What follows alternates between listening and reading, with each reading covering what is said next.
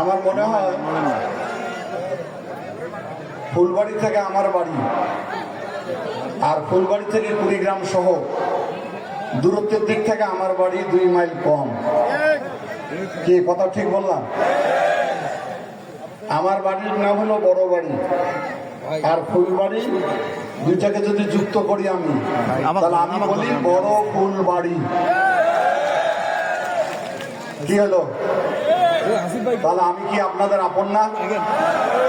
এই আসনে আমরা যাকে মনোনয়ন দিয়েছি, আমার প্রিয় ছোট ভাই, সে কেমন সজ্জন, কেমন ভদ্র, কেমন নম্র, সেটা আমার চেয়ে আপনারা খুব ভালো করে জানেন। ওর জন্যই আমার এখানে আসা।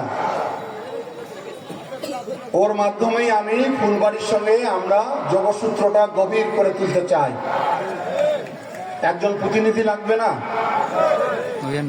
সেই প্রতিনিধি হিসাবে আমার দৃষ্টিতে, আপনাদের দৃষ্টিতে সবচেয়ে যোগ্যতম ব্যক্তি হলো সোহেল হোসেন কায়কোবাদ। এখন যেখানেই যাচ্ছেন, ভোটের আলোচনা ছাড়া কোনো আলোচনা আছে? বিয়ে বাড়ি যান, হাট বাজারে যান, চায়ের দোকানে বসেন, সবাই বলে কোন পার্টিকে ভোট দিব, কোন মার্কাকে ভোট দিব, কোন ব্যক্তিকে ভোট দিব। 3টি প্রশ্ন। দল হিসেবে যদি আমি প্রমাণ করতে পারি যে বিএনপি নাম্বার 1, ক্যান্ডিডেট হিসেবে যদি সোহেল নাম্বার 1 হয়, আর মার্কাটা যদি নাম্বার 1 হয়, তাহলে ফুলবাড়ির লোকের ভোট দিতে কোনো সমস্যা আছে? আমরা ওই দল করি যে দলের প্রতিষ্ঠাতা শহীদ রাষ্ট্রপতি জিয়াউর রহমান স্বাধীনতার উষালগ্নে, যার স্বাধীনতার ঘোষণা করার কথা ছিল, উনি আত্মসমর্পণ করে পাকিস্তানে চলে গিয়েছিলেন। আর আমাদের নেতা জিয়াউর রহমান কালুরঘাট বেতারকেন্দ্র থেকে ঘোষণা করেছেন, আমি মেজর জিয়া বলছি, যুদ্ধ ঘোষণা করেছেন, অস্ত্র হাতে নিয়ে যুদ্ধ করে 9 মাসে বাংলাদেশের স্বাধীনতা অর্জন করেছেন। আমার দলের প্রতিষ্ঠাতা হলো সেই বীর মুক্তিযোদ্ধা শহীদ রাষ্ট্রপতি জিয়াউর রহমান।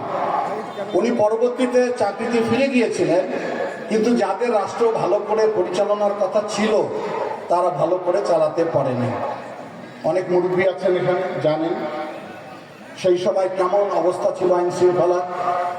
7 কোটি মানুষ ছিল, তাদেরই খাবারের ব্যবস্থা হয়নি, গণতন্ত্র ধ্বংস করা হয়েছিল, পত্র পত্রিকা নিষিদ্ধ করে দেওয়া হয়েছিল, অনিবার্য হয়ে পড়েছিল সেই দলের পরিণতি।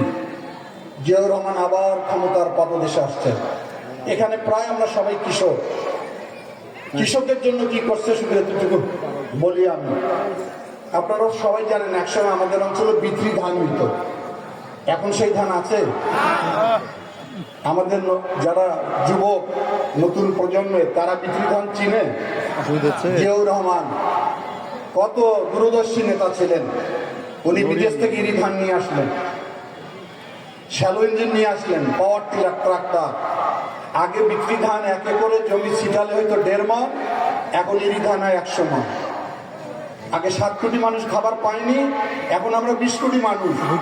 খাবারের হয়তো কষ্ট হয়, কিন্তু না খেয়ে আছে এরকম লোক বাংলাদেশে আর নাই। শুধু কৃষকের জন্য এই কথাটা বললাম, তাকে বেঁচে থাকতে দেওয়া হয়নি।